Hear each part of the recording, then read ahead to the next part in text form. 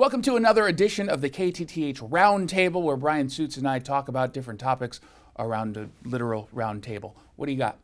Well, the Echo Glen fenceless children's detention facility up by Suquamish, back in the news again.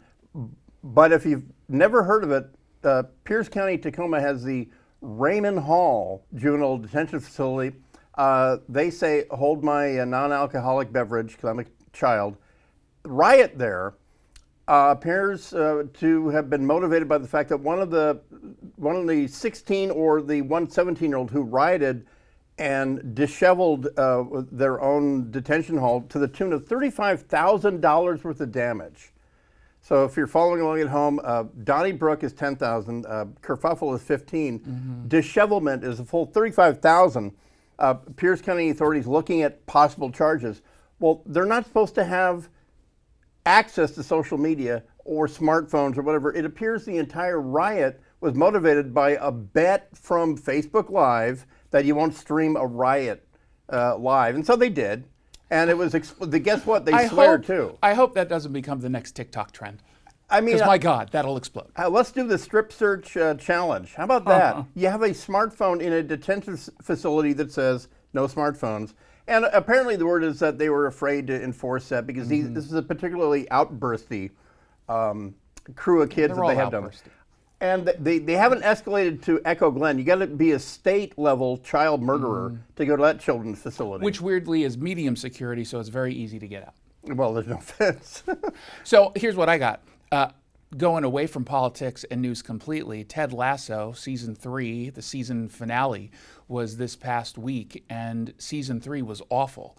I thought Ted Lasso's last episode was all right. It closed some storylines. It ended the way you thought it would. But this season was awful. And what happened with Ted? And here's my question. Everyone pretty much says Ted Lasso season 1 was brilliant. Is that because of COVID that we thought it was brilliant? I really believe that we cut the cord with our last COVID entertainment product with Lasso, because I got into it during COVID and it made me, it was a warm blanket, like a real wool blanket, not polar fleece. And it was a sweet, and it earned it, funny, not a belly laugh, but made us feel good. Charming. There's a world on the other side where there's no COVID. There was no COVID in Lasso. Yeah. And that was my feeling as the credits rolled.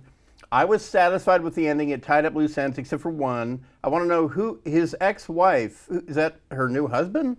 What's going to happen there? But anyway. They're dating. What do you mean Oh, okay, so he's out. I assume he's out of there, but he was in the last episode. You know what? Well, they're dating, but who is he? He's the guy. The new boyfriend. Yeah, the new boyfriend. They introduced like 3 episodes previous. I know, but we can't give away the ending. But there's now I feel like I missed something. You know what sucked was all the people telling me I had to watch Succession. Then I watch it. It turns out to suck. It should be Succession. No, it doesn't. It's a great show. You don't know what you're talking about. God. You're wrong. This is the guy who said while we're walking into the studio, "Oh, Ted Lasso was great. It was amazing." The ending. The third season, you're correct. I'll stipulate, it sucked.